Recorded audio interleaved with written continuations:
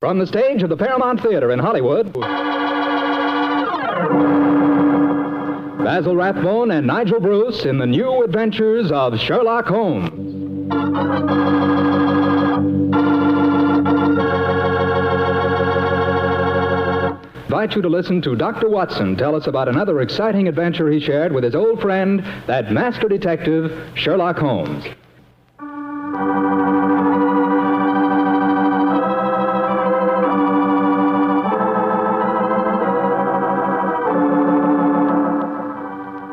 And now for our weekly doctor's appointment. Let's knock on his library door and see if... There's no point in doing that, Mr. Slattery. I'm right behind you. Oh, hello, Dr. Watson. Don't tell me you've been stalking me. No, my boy. I was on the patio and I heard your footsteps, so I thought that I'd come in and fetch you. Let's go back and sit out there, shall we? It's a beautiful evening. That's fine with me, Doctor. Here we are. Now, settle yourself down in a chair and light a cigarette, if you have one. And I'll get on with my story. Well, last week you told us it concerned an adventure that you and Sherlock Holmes had in Flanders during the First World War. That's right, Mr. Slattery, I did. I thought that you and the great man had retired at that period. We had, my boy, but it was only natural that as soon as the war broke out, we both offered our services in any capacity that might help our country. Of course. And how did tonight's story begin, Doctor? It was in the winter of that first year. Things weren't going very well for the Allies. The Germans were advancing on Paris, and the picture was looking very black. It was just 24 hours before the famous Battle of the Marne began, the battle that changed the early course of the war, when Holmes told me that we had to go up to the front lines on a secret mission. We'd been in Paris for several weeks, where Holmes had just solved the case of the missing aide-de-camp. I was anxious to get back to England and my work in the war hospitals, but of course this new summons was in the nature of a command. And so, late on a rainy September afternoon, Holmes and I, with the boom of gunfire in our ears, found ourselves in the front seat of a staff car, sloshing and jolting its way towards the battlefield. Am I driving too fast for you, gentlemen? No, Sergeant, not at all. No, you're doing a splendid job. Oh, my man, look out considering the state of the road. Thank you, sir. Hello? The gunfire is getting nearer, Holmes. Yes, old fellow. I imagine we haven't much further to go, have we, Sergeant? No, sir, we're nearly there. Did you notice the two civilians in the back seat, Holmes? Yes. Handsome woman and a distinguished-looking man, several years her senior. I wonder who they are. I'll tell you. He's a Shakespearean actor of some note, though he never achieved the fame to which he thinks he's entitled. I shouldn't be at all surprised if he feels that he's been slighted in not receiving a knighthood. But Holmes, that's amazing. How can you possibly deduce all that from just looking at the man as we got into the car? Elementary, my dear fellow, I didn't deduce it. We saw him twice last year in the London Theatre, if you remember. His name is Maitland Morris. As for his biography, he's a friend of my brother, Mycroft's. He told me about him. What do you suppose he's doing up here near the front line? His brother is General Sir Stanley Morris, who's in command of this particular front, and it would seem reasonable to presume that his brother has come up here to give a performance for the front-line troops. I suppose this hut is as far as we can drive, Sergeant. I'm afraid so, sir. We're 4 miles from the front line now. You'll have to clear your papers here. See that ruined farmhouse there, sir? Yes, Sergeant. Is that the General's headquarters? Yes, sir. Come on, Watson. Good Lord, it's pelting with rain. Yeah, let's make a dash for it.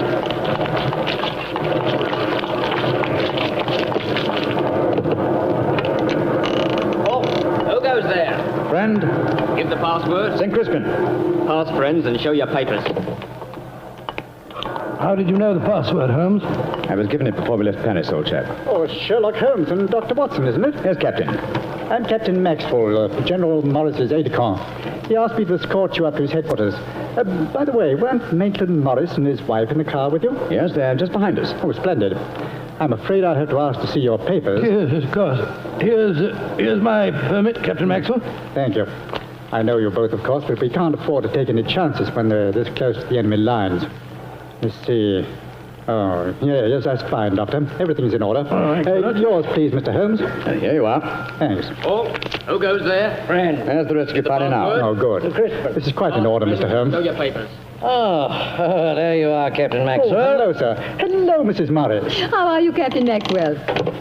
Well, you've both met Mr. Sherlock Holmes and Dr. Watson, I suppose? Well, no, we haven't, even though we drove up in the same car. Natural reserve of us Britishers, I suppose. How are you, Mr. Holmes? How do you do, sir? I know your brother Mycroft very well. How are you, Doctor? I'm glad to meet you, Mr. Morris. I saw you a couple of times in the theatre last year and enjoyed your performances very much. Oh, thank you, sir. Well, then you must know my wife, my leading lady. How do you do, gentlemen? How do you do, Mr. Morris? Can I see your papers, Mr. Morris? Just a matter of form. You understand. Yes, of course. Mrs. Morris, I presume you and your husband are going to give a performance tonight for the men going up the front line. Yes, Doctor. We're very flattered. They've asked us to do some Shakespearean scenes. Oh, yes. Although I should have thought something a little lighter would have been more appropriate. The General, he's Maitland's brother, you know, seemed to think differently. Well, my dear, show Captain Maxwell your papers. Then we can all go along and see my brother Stanley. Very well, Maitland. Mr. Morris, I shall look forward to hearing your reading of Shakespeare's St. Crispin's speech from Henry V tonight. Well, bless my soul, Holmes. How did you know I was planning to do it? Well, the setting is so perfect and the time so appropriate, I can't conceive an English actor who could resist the temptation. Oh. I noticed that your brother appreciated the fact in naming today's password. Yes, it's amazingly appropriate. You know, it's almost 500 years ago to the day that the Battle of Agincourt took place. Well, let's hope that the results of the forthcoming battle will be equally successful for England. Yes, indeed. Oh, by the way, Holmes, this will probably seem rather silly to you, but I'm an inveterate autograph collector, and I have my book here with me. I wonder if you'd mind signing I it shall for be very glad to, Mr. Morris. Give me a pen, will you, Watson? Here we are, Holmes. You'll find yourself among quite distinguished company in that book, sir. So I see. Adelina Patti, Crown Prince of Norway. Hello. Field Marshal von Toxnitz. Oh, yes, he was one of my admirers when I played in Munich before the war. I suppose now that our countries are fighting, I should tear that page out. Do you know, I cannot help but feel that art and the appreciation of art are independent of national hatred. Quite so, sir. I myself still have a medal presented to me by the University of Leipzig for some trifling services. There you are, Mr. Morris. Oh, thank you very much, Mr. Holmes. A notable addition to my collection. I shall be very glad to sign your book for you, Mr. Morris, if you'd like me to. That's very kind of you, Doctor. Oh, Captain Maxwell, if our permits are all in order, don't you think we should be moving along? Just what I was going to suggest myself. I'll take you all straight to General Morris's headquarters.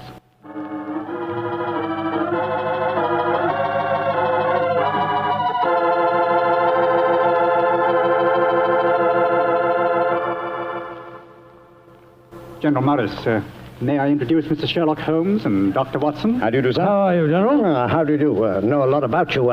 Long way from Baker Street, isn't it? Yes, indeed, sir. Where's that brother of mine? Ah, there you are, Maitland.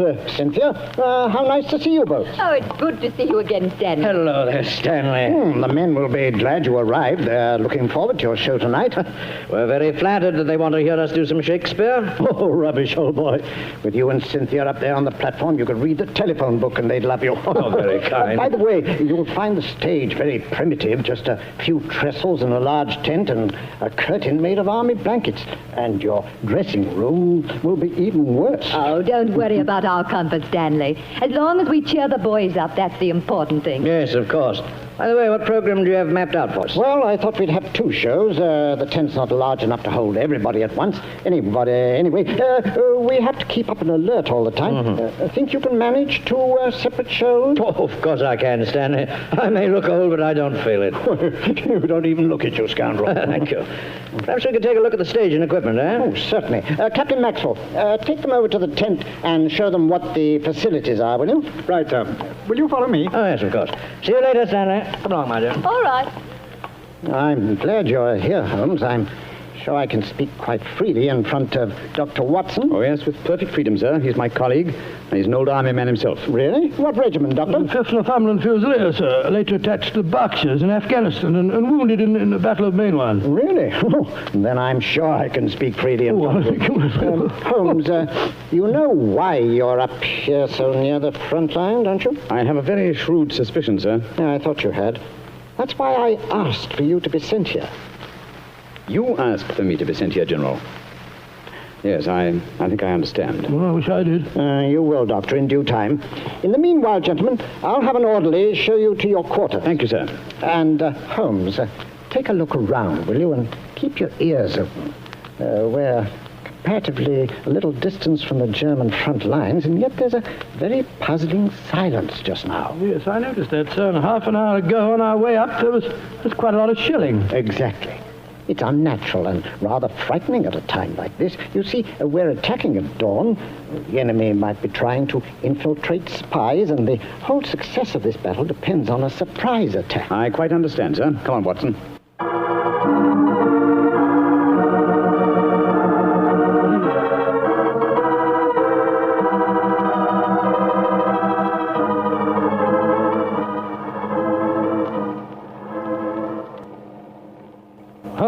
Holmes, the first performance starts in a few minutes, you know. They're all there waiting.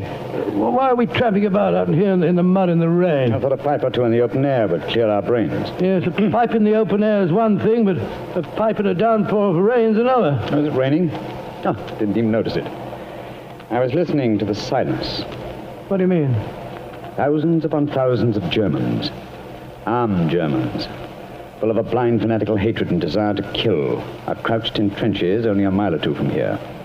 Surrounding us are an equal number of English boys, also armed, and with a will, if not the desire, to fight, because they know their cause is the cause of freedom and justice.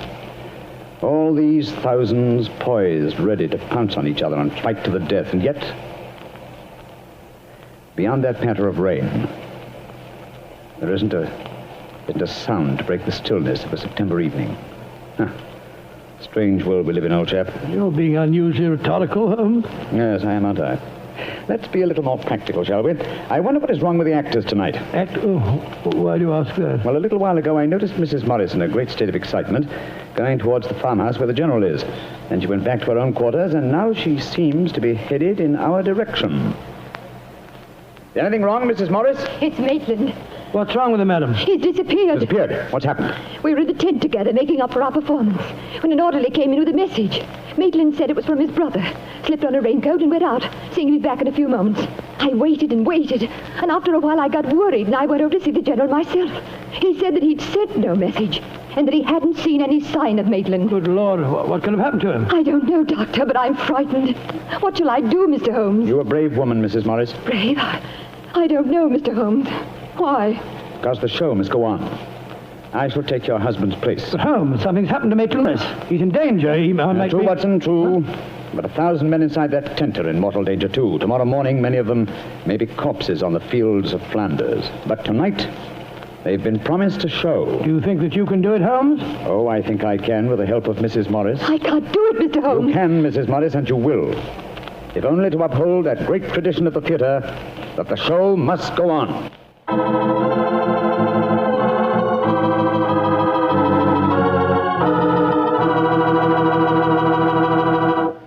We'll hear the rest of Dr. Watson's story in just a few seconds.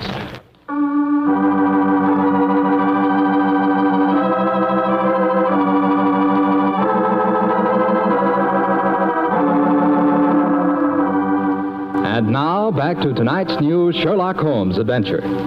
It is just before the Battle of the Marne in the First World War, and Sherlock Holmes and Dr. Watson are at headquarters a few miles behind the front-line trenches. A famous Shakespearean actor who was to give a performance for the troops has mysteriously disappeared, and the great detective has taken his place at the last minute. As we rejoin our story, Sherlock Holmes, alone on the improvised stage, is delivering a Shakespearean speech before a spellbound audience. Happy breed of men, this little world, this precious stone set in a silver sea, which serves it in the office of a wall or as a moat defensive to a house against the envy of less happier lands. This blessed plot, this earth, this realm, this England.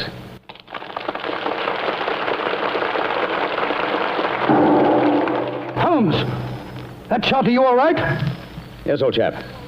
Fortunately, I started to leave the stage as the shot was fired. The bullet just missed me. And I heard it splinter some wood nearby. But who on earth would want to shoot you? That's what we've got to find out, though I think it more likely that the shot was intended for me. It was not intended for me, but for Maitland Morris, the man for whom I'm substituting. Well, even so, who'd want to shoot him? Oh, don't ask me so many questions, old fellow. Let's see what clues we can find. Now, the shot was fired from outside the tent from behind me. Yes, look there. See the hole in the tent there?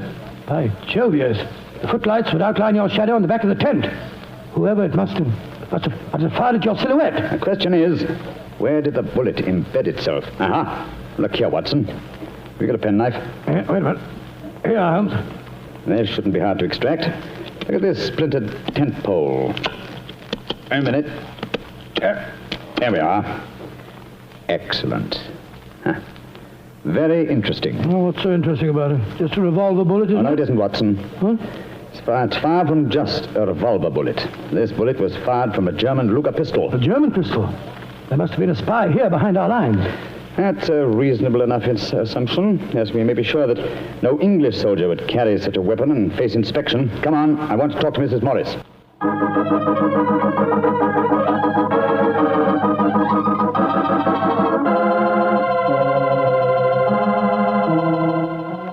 Mrs. Morris, I want you to be very frank with me. But of course, Mr. Holmes. You know why your husband's missing, don't you? No, I don't. Have you found out anything? Come, madam. Why keep up this pretense any longer? I know that your husband is a spy, or at least a great sympathizer with the German cause. The General's brother a spy? Good Lord. How dare you say that? Because it's true. Foreign Office have been suspicious of his sympathies for some time. His own brother knew it. That's why he asked to have me sent up here to keep an eye on him during his visit. It is true. Why should I keep up the pretense any longer? You see, Maitland was a disciple of Stuart Houston Chamberlain. Oh, who was this Stuart Houston Chamberlain? An Englishman who married one of Richard Wagner's daughters and became a German citizen, and an arch enemy of England. I tried to dissuade Maitland. I implored him to consider his British heritage, his brother's name and mine. But Maitland was a strange man. His life was one of frustration and envy. Envy of his brother, I suppose? Yes. When Stanley was knighted, it hurt Maitland terribly. He said it was typical if the English would knight a soldier and yet leave a great artist like himself unrecognized. That in Berlin, they really understood and rewarded the artist. Well, if the authorities knew that, it's amazing they allowed him to come so close to the front lines at a time like this. Oh, it was at the General's request. He wanted to plead with my husband to warn him that his secret was known. And now Maitland's gone over to the German lines. Oh, it's terrible. It's worse than that. It's disastrous. He can give them information as to the strength of our troops here. He knows the password. He might even know the hour the attack is timed to start. How did your husband expect to enter the German lines in safety, Mrs. Morris? He speaks fluent German, Mr. Holmes. I fancy the autograph book he was carrying containing the signature of Field Marshal von Tauchnitz, but in reality he's passed through the German lines. You told the General that his brother was gone, of course. I haven't been able to. He moved up to the front line position immediately after the first performance, though I had warned him what I thought Maitland was planning to do. I think he intended to give his performance first, then cross the lines immediately afterwards. But something must have made him change his mind. Perhaps he suspected I'd warned the General. Anyhow, as you know, when I got back to our quarters, he'd gone. Did he leave any note, madam? Yes, he did. Here it is. Thank you. I have gone, my dear. Try and understand and forgive if you can. You wouldn't come with me, and so I'm taking what is left of my heart, my hopes, where they belong, among the friends that understand and appreciate me. It is something stronger than love and blood and country that makes me do this. It is something dearer to me than life itself. Dearer to me than life itself. Oh, how could he? How could he?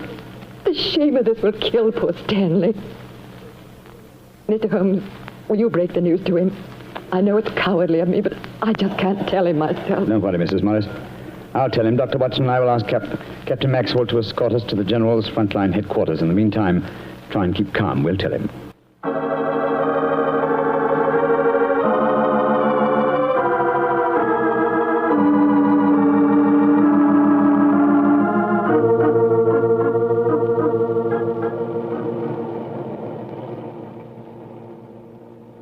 If you will wait in the dugout, Mr. Holmes, I'll tell the General that you're here. Thank you, and be sure to let him know the urgency of the matter. Yes, sir. Holmes, this is a dreadful business. Yes, it is, Watson. Though if my plans work out correctly, I think the success of tomorrow's battle may not be imperiled. What plan? Listen. You know, Holmes, a strange silence from the German line since we came here might be accounted for by the fact that they knew Maitland was making his getaway. They wouldn't want to risk wounding such a valuable spy. Quite possibly. What I still don't understand is who shot at you with a German pistol and why. You're being very dense, old fellow. Surely it's obvious that... Here comes General Morris now. Poor devil. This is going to be a dreadful shock to him. Hello, Holmes. Dr. Watson? General Morris, I'm afraid that I've bad news for you. Your brother has gone over to the German lines. Maitland did go there. I should have put him under an armed guard as soon as he came here, but I thought I could reason with him, appeal to his sense of honor. Instead of which you tried to shoot him, sir, but fortunately for me, you missed. You see, I took his place at the first performance. But that shot was fired from a German pistol. True. That was when I first knew the general had fired the shot. But I still don't see how you could know. Only a high-ranking officer, not subject to inspection, could carry a non-regulation firearm. You're an old army man, you should know that.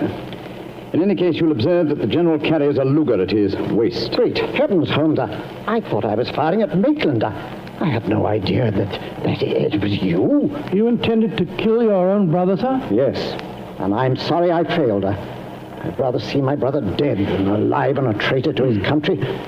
But now he's safely in the German lines. Heaven knows what secrets he may be imparting.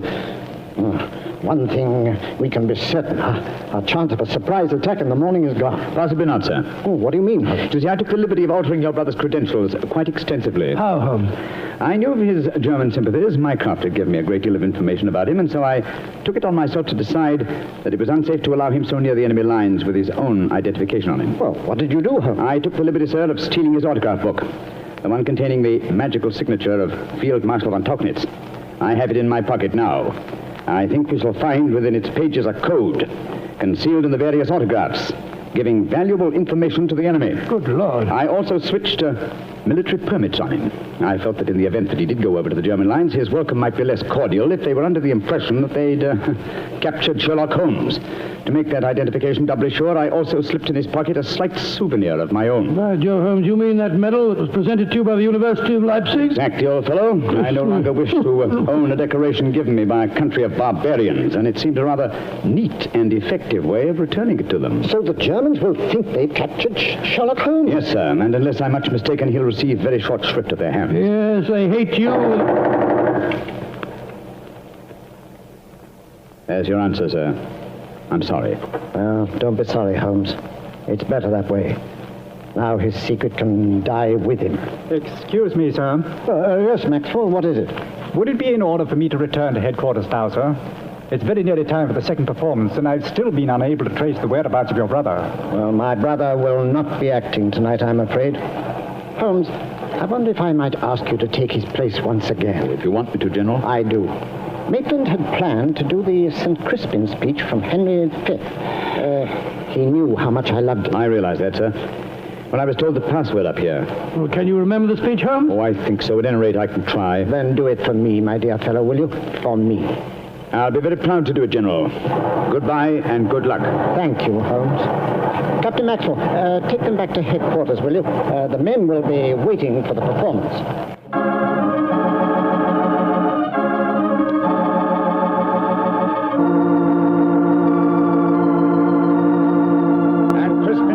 Shall ne'er go by from this day to the ending of the world, but we in it shall be remembered. We few, we happy few, we band of brothers. For he today that sheds his blood with me shall be my brother. Be he ne'er so vile, this day shall gentle his condition. And gentlemen in England now abed shall think themselves accursed they were not here, and hold their manhoods cheap, while any speaks that fought with us upon St. Crispin's Day.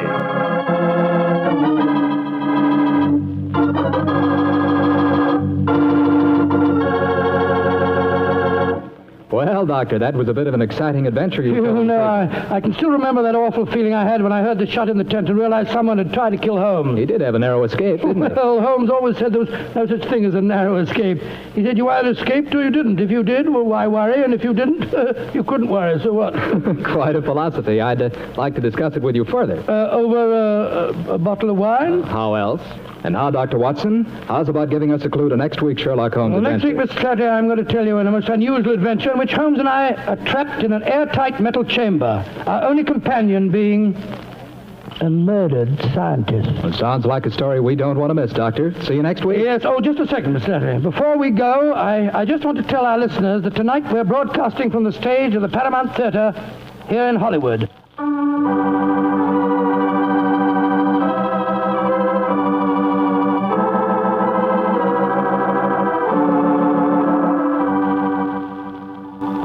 Tonight's Sherlock Holmes adventure is written by Dennis Green and Anthony Boucher and is based on an incident in the Sir Arthur Conan Doyle story, The Adventures of the Blanched Soldier. Mr. Rathbone appears through the courtesy of Metro-Goldwyn-Mayer, and Mr. Bruce through the courtesy of Universal Pictures, where they are now starring in the Sherlock Holmes series.